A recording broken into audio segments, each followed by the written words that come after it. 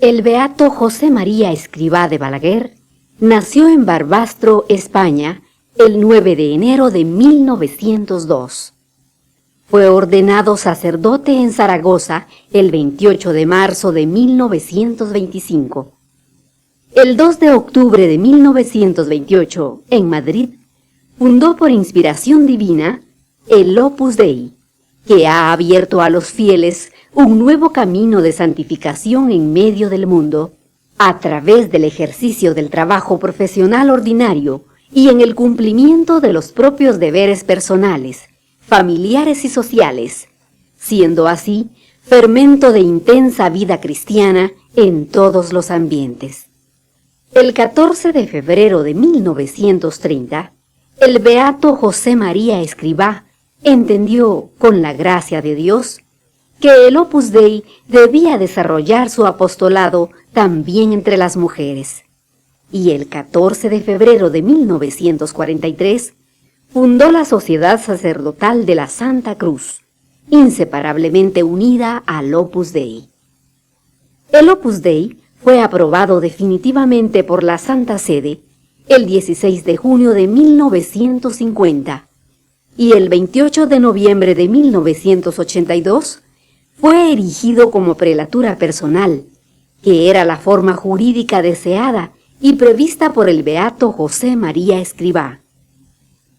Con oración y penitencia constantes, con el ejercicio heroico de todas las virtudes, con amorosa dedicación e infatigable solicitud por todas las almas, y con una continua e incondicionada entrega a la voluntad de Dios, impulsó y guió la expansión del Opus Dei por todo el mundo.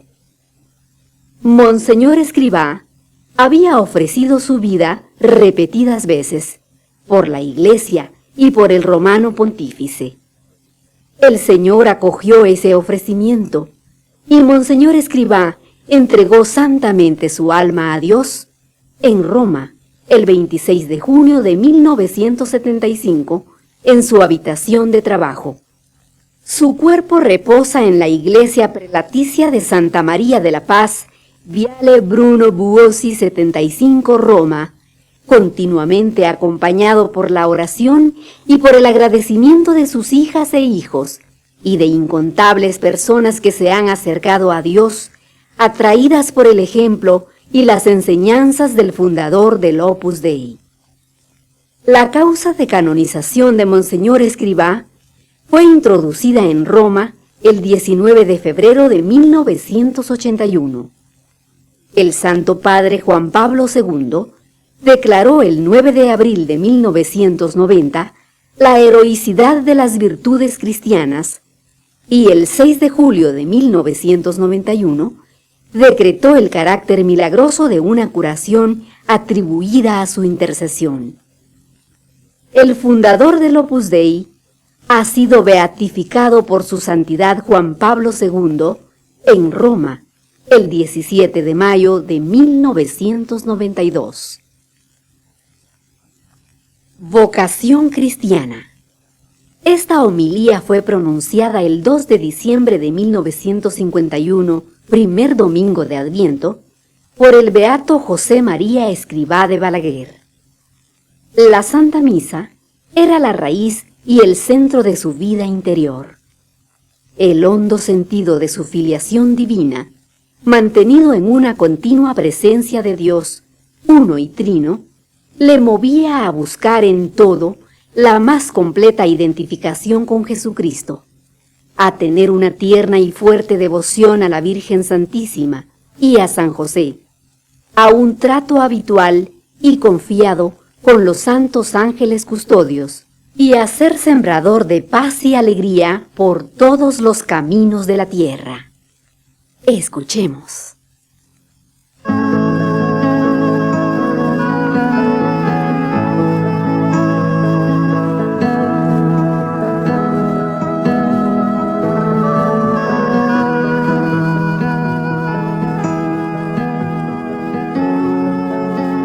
Comienza el año litúrgico y el introito de la misa nos propone una consideración íntimamente relacionada con el principio de nuestra vida cristiana, la vocación que hemos recibido. Vias tuas, Domine, demonstra mi, et sevitas tuas edocem me. Señor, indícame tus caminos, enséñame tus sendas. Pedimos al Señor que nos guíe, que nos muestre sus pisadas para que podamos dirigirnos a la plenitud de sus mandamientos, que es la caridad. Me figuro que vosotros, como yo, al pensar en las circunstancias que han acompañado vuestra decisión de esforzaros por vivir enteramente la fe, daréis muchas gracias al Señor.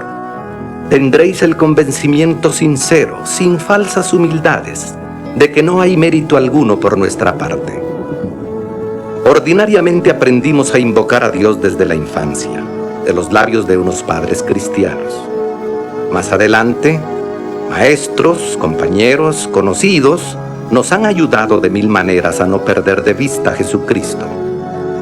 Un día, no quiero generalizar, abre tu corazón al Señor y cuéntale tu historia.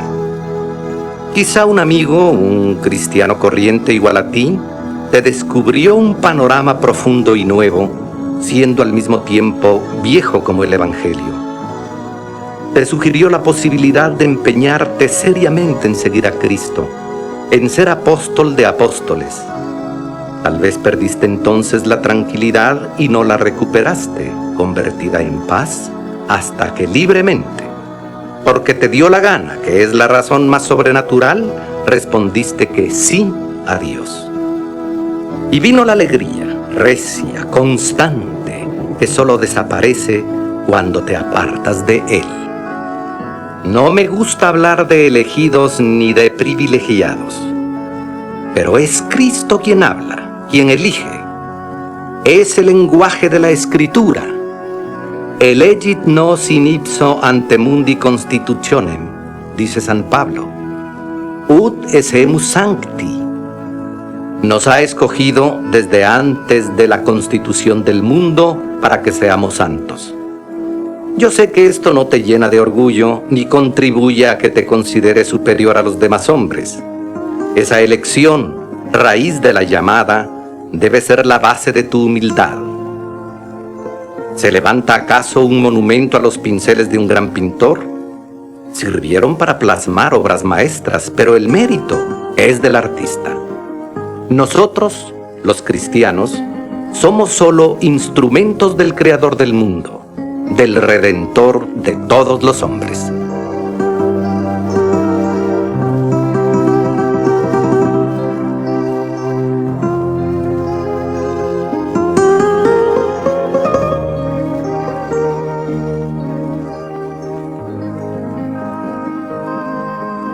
A mí me anima a considerar un precedente narrado, paso a paso, en las páginas del Evangelio. La vocación de los primeros 12. Vamos a meditarla despacio, rogando a esos santos testigos del Señor que sepamos seguir a Cristo como ellos lo hicieron. Aquellos primeros apóstoles a los que tengo gran devoción y cariño eran, según los criterios humanos, poca cosa. En cuanto a posición social, con excepción de Mateo, que seguramente se ganaba bien la vida y que dejó todo cuando Jesús se lo pidió, eran pescadores, vivían al día, bregando de noche para poder lograr el sustento. Pero la posición social es lo de menos. No eran cultos, ni siquiera muy inteligentes, al menos en lo que se refiere a las realidades sobrenaturales. Incluso los ejemplos y las comparaciones más sencillas le resultaban incomprensibles y acudían al maestro.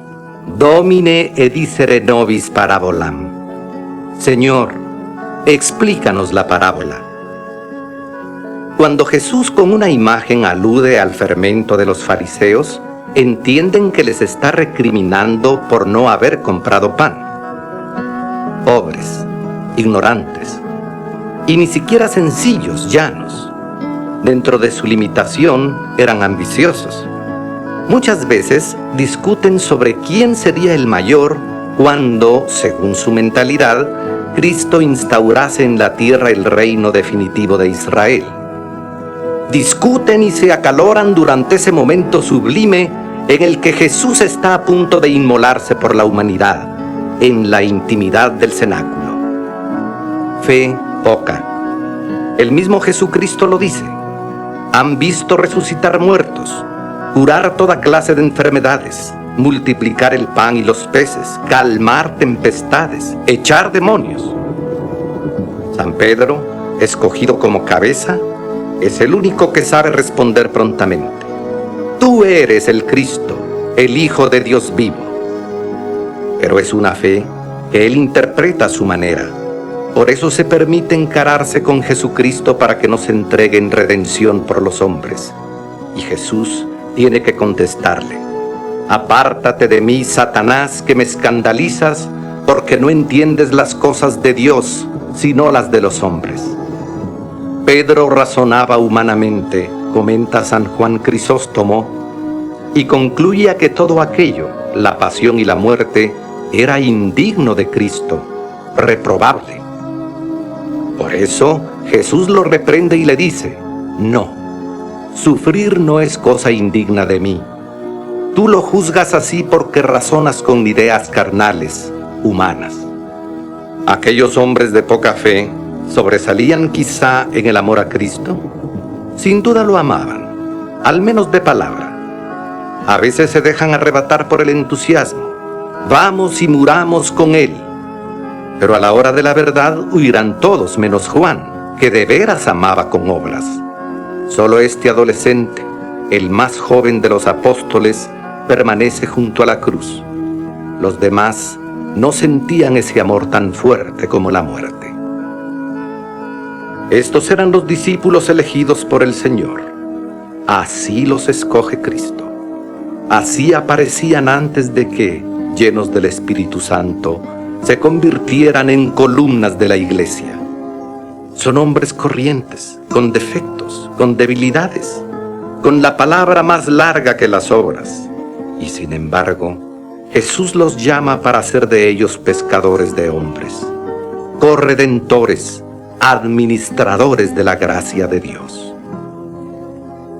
Algo semejante ha sucedido con nosotros. Sin gran dificultad podríamos encontrar en nuestra familia, entre nuestros amigos y compañeros, por no referirme al inmenso panorama del mundo, tantas otras personas más dignas que nosotros para recibir la llamada de Cristo. Más sencillos, más sabios, más influyentes, más importantes, más agradecidos, más generosos. Yo, al pensar en estos puntos, me avergüenzo. Pero me doy cuenta también de que nuestra lógica humana no sirve para explicar las realidades de la gracia. Dios suele buscar instrumentos flacos para que aparezca con clara evidencia que la obra es suya. San Pablo evoca con temblor su vocación. Después de todo se me apareció a mí, que vengo a ser como un abortivo, siendo el menor de los apóstoles, que no soy digno de ser llamado apóstol porque perseguía la iglesia de Dios. Así escribe Saulo de Tarso, con una personalidad y un empuje que la historia no ha hecho sino agrandar. Sin que haya mediado mérito alguno por nuestra parte, os decía, porque en la base de la vocación está en el conocimiento de nuestra miseria, la conciencia de que las luces que iluminan el alma, la fe, el amor con el que amamos, la caridad, y el deseo por el que nos sostenemos, la esperanza, son dones gratuitos de Dios. Por eso, no crecer en humildad significa perder de vista el objetivo de la elección divina, ut essemus sancti, la santidad personal. Ahora, desde esa humildad, podemos comprender toda la maravilla de la llamada divina. La mano de Cristo nos ha acogido de un trigal. El sembrador aprieta en su mano llagada el puñado de trigo. La sangre de Cristo baña la simiente, la empapa. Luego, el Señor echa al aire ese trigo para que muriendo sea vida y hundiéndose en la tierra sea capaz de multiplicarse en espigas de oro.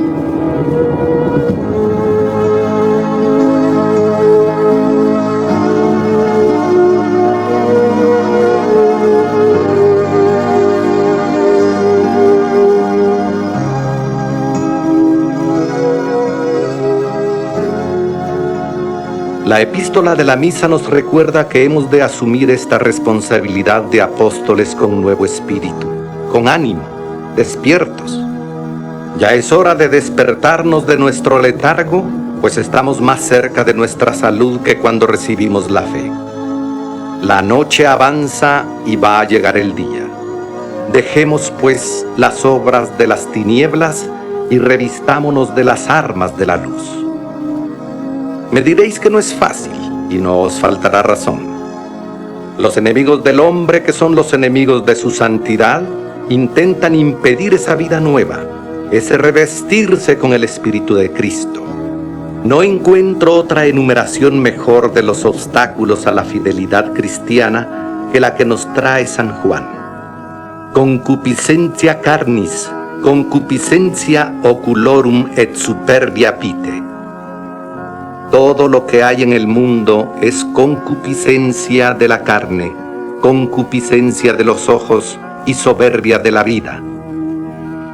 La concupiscencia de la carne no es solo la tendencia desordenada de los sentidos en general, ni la apetencia sexual, que debe ser ordenada y no es mala de suyo, porque es una noble realidad humana santificable. Ver que por eso nunca hablo de impureza, sino de pureza, ya que a todos alcanzan las palabras de Cristo.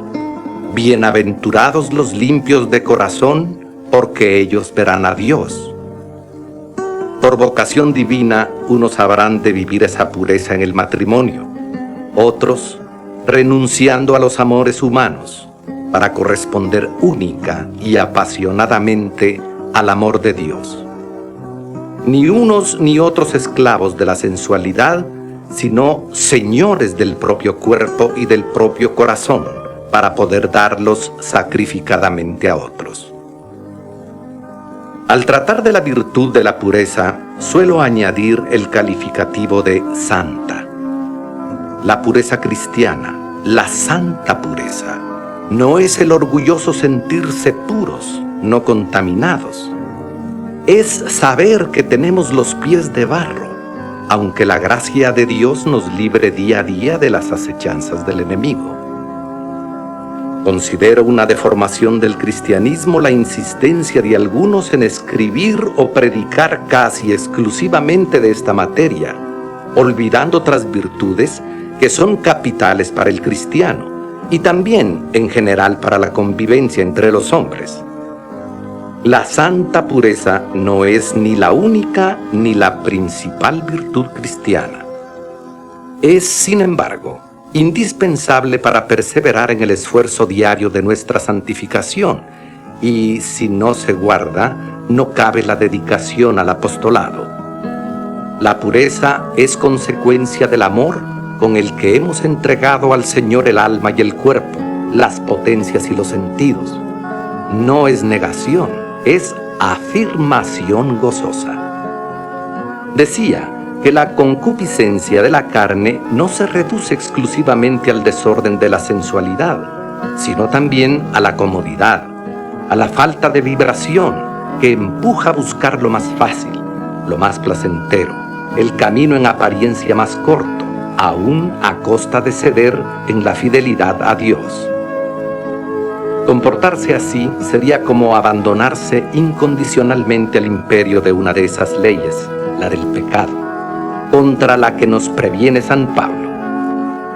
Cuando quiero hacer el bien, encuentro una ley por la que el mal está pegado a mí.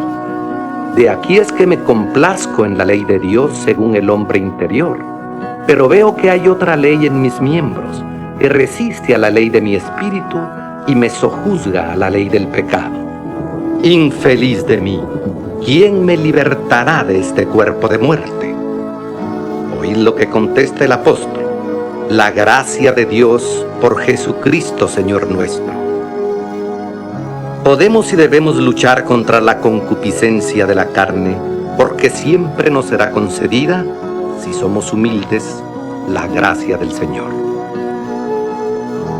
El otro enemigo, escribe San Juan, es la concupiscencia de los ojos, una avaricia de fondo que lleva a no valorar sino lo que se puede tocar.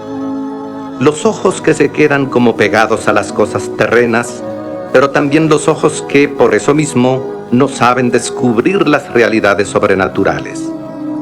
Por tanto, podemos utilizar la expresión de la Sagrada Escritura para referirnos a la avaricia de los bienes materiales y además a esa deformación que lleva a observar lo que nos rodea, los demás, las circunstancias de nuestra vida y de nuestro tiempo, solo con visión humana.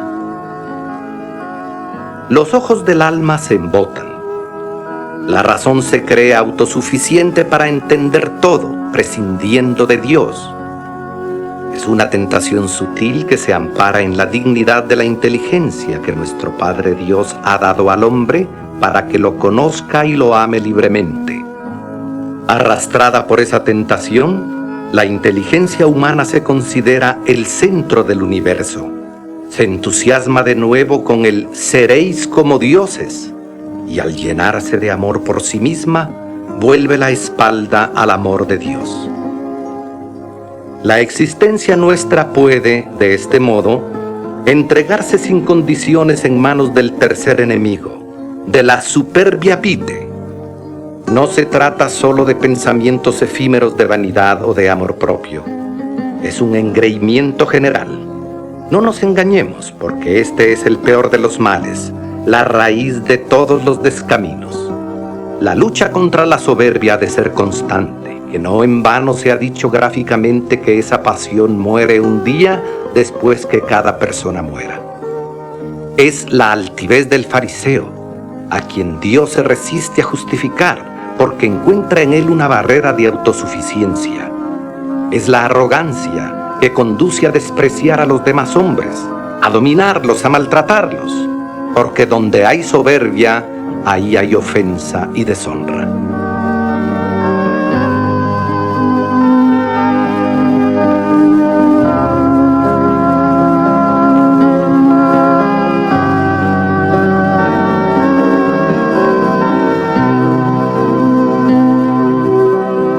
Empieza hoy el tiempo de Adviento, y es bueno que hayamos considerado las insidias de estos enemigos del alma.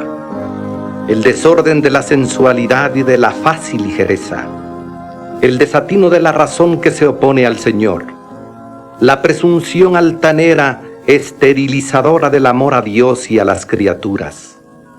Todas estas situaciones del ánimo son obstáculos ciertos, y su poder perturbador es grande.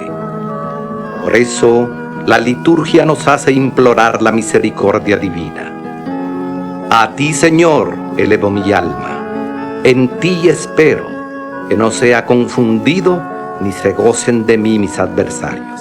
Hemos rezado en el introito. Y en la antífona del ofertorio repetiremos: espero en ti, que yo no sea confundido. Ahora que se acerca el tiempo de la salvación, consuela escuchar de los labios de San Pablo que después que Dios nuestro Salvador ha manifestado su benignidad y amor con los hombres, nos ha liberado no a causa de las obras de justicia que hubiésemos hecho, sino por su misericordia. Si recorréis las Escrituras Santas, descubriréis constantemente la presencia de la misericordia de Dios. Llena la tierra, se extiende a todos sus hijos, super omnem carnem, nos rodea, nos antecede, se multiplica para ayudarnos y continuamente ha sido confirmada. Dios, al ocuparse de nosotros como Padre amoroso, nos considera en su misericordia una misericordia suave, hermosa como nube de lluvia. Jesucristo resume y compendia toda esta historia de la misericordia divina. Bienaventurados los misericordiosos, porque ellos alcanzarán misericordia. Y en otra ocasión, sed misericordiosos, como vuestro Padre Celestial es misericordioso. Nos han quedado muy grabadas también, entre otras muchas escenas del Evangelio, la clemencia con la mujer adúltera, la parábola del hijo pródigo, la de la oveja perdida, la del deudor perdonado, la resurrección del hijo de la viuda de Naín. Cuántas razones de justicia para explicar este gran prodigio. Ha muerto el hijo único de aquella pobre viuda, el que daba sentido a su vida, el que podía ayudarle en su vejez, pero Cristo no obra el milagro por justicia, lo hace por compasión, porque interiormente se conmueve ante el dolor humano. ¿Qué seguridad debe producirnos la conmiseración del Señor? Clamará a mí y yo le oiré, porque soy misericordioso. Es una invitación, una promesa que no dejará de cumplir. Acerquémonos, pues, confiadamente al trono de la gracia, para que alcancemos la misericordia y el auxilio de la gracia en el tiempo oportuno. Los enemigos de nuestra santificación nada podrán, porque esa misericordia de Dios nos previene. Y si por nuestra culpa y nuestra debilidad caemos, el Señor nos socorre y nos levanta. Habías aprendido a evitar la negligencia, a alejar de ti la arrogancia, a adquirir la piedad, a no ser prisionero de las cuestiones mundanas, a no preferir lo caduco a lo eterno. Pero como la debilidad humana no puede mantener un paso decidido en un mundo resbaladizo, el buen médico te ha indicado también remedios contra la desorientación, y el juez misericordioso no te ha negado la esperanza del perdón.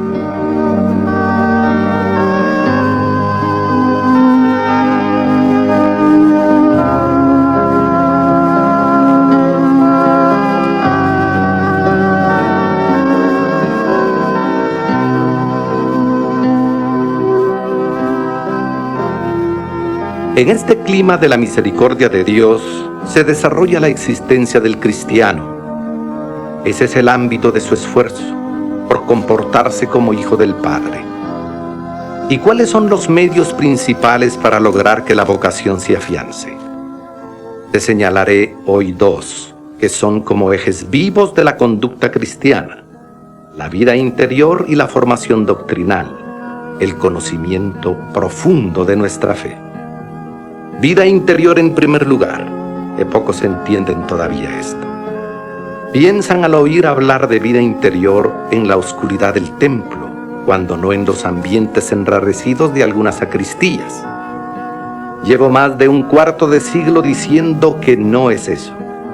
Describo la vida interior de cristianos corrientes que habitualmente se encuentran en plena calle, al aire libre, y que en la calle, en el trabajo, en la familia y en los ratos de diversión están pendientes de Jesús todo el día. ¿Y qué es esto sino vida de oración continua? ¿No es verdad que tú has visto la necesidad de ser alma de oración con un trato con Dios que te lleva a endiosarte? Esa es la fe cristiana, y así lo han comprendido siempre las almas de oración. Se hace Dios aquel hombre, escribe Clemente de Alejandría, porque quiere lo mismo que quiere Dios. Al principio costará. Hay que esforzarse en dirigirse al Señor, en agradecer su piedad paterna y concreta con nosotros.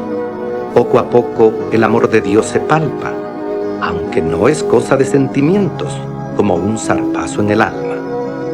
Es Cristo que nos persigue amorosamente. He aquí que estoy a tu puerta y llamo. ¿Cómo va tu vida de oración? ¿No sientes a veces durante el día deseos de charlar más despacio con Él? ¿No le dices, luego te lo contaré, luego conversaré de esto contigo? En los ratos dedicados expresamente a ese coloquio con el Señor, el corazón se explaya, la voluntad se fortalece, la inteligencia, ayudada por la gracia, penetra de realidades sobrenaturales las realidades humanas. Como fruto saldrán siempre propósitos claros, prácticos, de mejorar tu conducta, de tratar finamente con caridad a todos los hombres, de emplearte a fondo, con el afán de los buenos deportistas, en esta lucha cristiana de amor y de paz. La oración se hace continua, como el latir del corazón, como el pulso. Sin esa presencia de Dios no hay vida contemplativa. Y sin vida contemplativa de poco vale trabajar por Cristo, porque en vano se esfuerzan los que construyen, si Dios no sostiene la casa.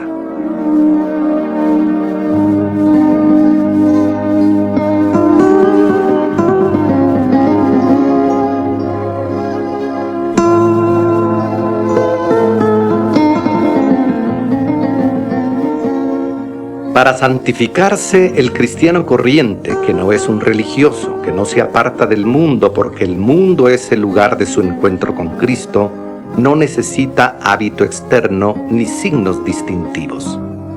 Sus signos son internos: la presencia de Dios constante y el espíritu de mortificación. En realidad, una sola cosa, porque la mortificación no es más que la oración de los sentidos. La vocación cristiana es vocación de sacrificio, de penitencia, de expiación. Hemos de reparar por nuestros pecados. En cuántas ocasiones habremos vuelto la cara para no ver a Dios, y por todos los pecados de los hombres. Hemos de seguir de cerca las pisadas de Cristo. Traemos siempre en nuestro cuerpo la mortificación, la abnegación de Cristo, su abatimiento en la cruz, para que también en nuestros cuerpos se manifieste la vida de Jesús. Nuestro camino es de inmolación, y en esta renuncia encontraremos el gaudium cum pace, la alegría y la paz. No miramos al mundo con gesto triste. Involuntariamente quizá han hecho un flaco servicio a la catequesis esos biógrafos de santos que querían, a toda costa, encontrar cosas extraordinarias en los siervos de Dios, aún desde sus primeros bajidos. Y cuentan de algunos de ellos que en su infancia no lloraban, por mortificación no mamaban los viernes. Tú y yo nacimos llorando como Dios manda, y hacíamos el pecho de nuestra madre sin preocuparnos de cuaresmas y de témporas. Ahora, con el auxilio de Dios, hemos aprendido a descubrir a lo largo de la jornada, en apariencia siempre igual, spatium vere penitentiae, tiempo de verdadera penitencia. Y en esos instantes hacemos propósitos de enmendatio vitae, de mejorar nuestra vida. Este es el camino para disponernos a la gracia y a las inspiraciones del Espíritu Santo en el alma. Y con esa gracia, repito, viene el gaudium cum pace, la alegría, la paz y la perseverancia en el camino. La mortificación es la sal de nuestra vida, y la mejor mortificación es la que combate en pequeños detalles durante todo el día: la concupiscencia de la carne, la concupiscencia de los ojos y la soberbia de la vida. Mortificaciones que no mortifiquen a los demás, que nos vuelvan más delicados, más comprensivos, más abiertos a todos. Tú no serás mortificado si eres susceptible, si estás pendiente solo de tus egoísmos, si avasallas a los otros, si no sabes privarte de lo superfluo y a veces de lo necesario, si te entristeces cuando las cosas no salen según las habías previsto. En cambio, eres mortificado si sabes hacerte todo para todos, para ganar a todos.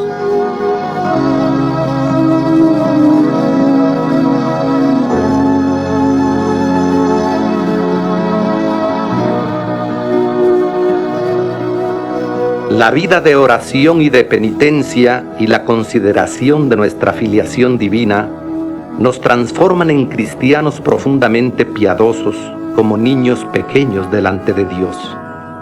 La piedad es la virtud de los hijos, y para que el hijo pueda confiarse en los brazos de su padre, ha de ser y sentirse pequeño, necesitado. Frecuentemente he meditado esa vida de infancia espiritual que no está reñida con la fortaleza, porque exige una voluntad recia, una madurez templada, un carácter firme y abierto. Piadosos pues como niños, pero no ignorantes, porque cada uno ha de esforzarse en la medida de sus posibilidades en el estudio serio, científico de la fe. Y todo esto es la teología. Piedad de niños, por tanto, y doctrina segura de teólogos. El afán por adquirir esta ciencia teológica, la buena y firme doctrina cristiana, está movido en primer término por el deseo de conocer y amar a Dios. A la vez, es también consecuencia de la preocupación general del alma fiel por alcanzar la más profunda significación de este mundo, que es hechura del Creador. Con periódica monotonía, algunos tratan de resucitar una supuesta incompatibilidad entre la fe y la ciencia, entre la inteligencia humana y la revelación divina. Esa incompatibilidad solo puede aparecer, y aparentemente, cuando no se entienden los términos reales del problema.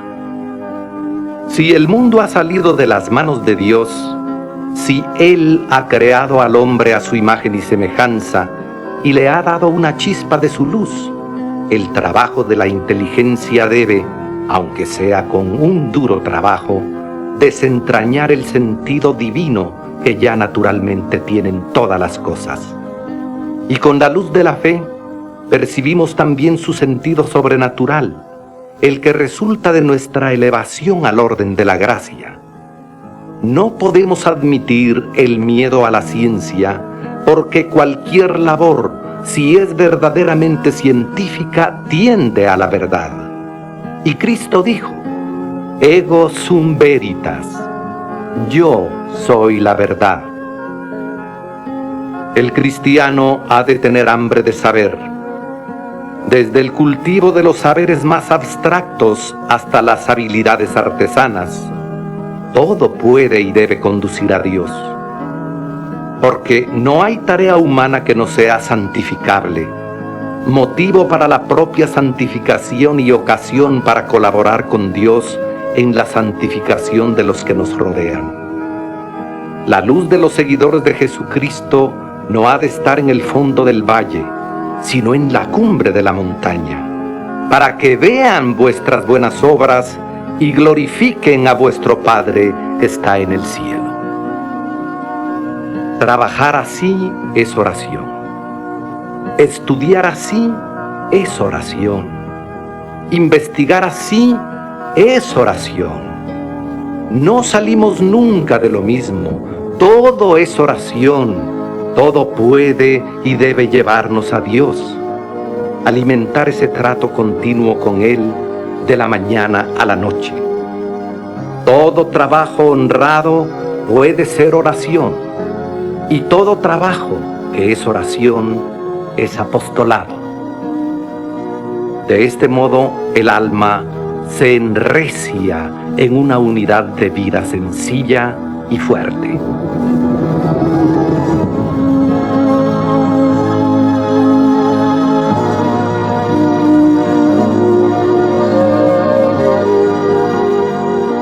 No quería deciros más en este primer domingo de Adviento, cuando empezamos a contar los días que nos acercan a la Natividad del Salvador. Hemos visto la realidad de la vocación cristiana, cómo el Señor ha confiado en nosotros para llevar almas a la santidad, para acercarlas a Él, unirlas a la Iglesia, extender el reino de Dios en todos los corazones. El Señor nos quiere entregados, fieles, delicados, amorosos. Nos quiere santos, muy suyos. De un lado, la soberbia, la sensualidad y el hastío, el egoísmo. De otro, el amor, la entrega, la misericordia, la humildad, el sacrificio, la alegría. Tienes que elegir. Has sido llamado a una vida de fe, de esperanza y de caridad. No puedes bajar el tiro y quedarte en un mediocre aislamiento. En una ocasión vi un águila encerrada en una jaula de hierro. Estaba sucia, medio desplumada. Tenía entre sus garras un trozo de carroña. Entonces pensé en lo que sería de mí si abandonara la vocación recibida de Dios. Me dio pena aquel animal solitario, arrojado, que había nacido para subir muy alto y mirar de frente al sol. Podemos remontarnos hasta las humildes alturas del amor de Dios, del servicio a todos los hombres. Pero para eso es preciso que no haya recovecos en el alma, donde no puede entrar el sol de Jesucristo. Hemos de echar fuera todas las preocupaciones que nos apartan de Él, y así Cristo en tu inteligencia, Cristo en tus labios, Cristo en tu corazón, Cristo en tus obras. Toda la vida, el corazón y las obras, la inteligencia y las palabras, llena de Dios. Abrid los ojos y levantad la cabeza, porque vuestra redención se acerca, hemos leído en el Evangelio. El tiempo de Adviento es tiempo de esperanza. Todo el panorama de nuestra vocación cristiana, esa unidad de vida que tiene como nervio la presencia de Dios, Padre nuestro, puede y debe ser una realidad diaria. Pídelo conmigo a Nuestra Señora, imaginando cómo pasaría ella esos meses en espera del Hijo que había de nacer. Y Nuestra Señora, Santa María, hará que seas alter Christus ipse Christus, otro Cristo, el mismo Cristo.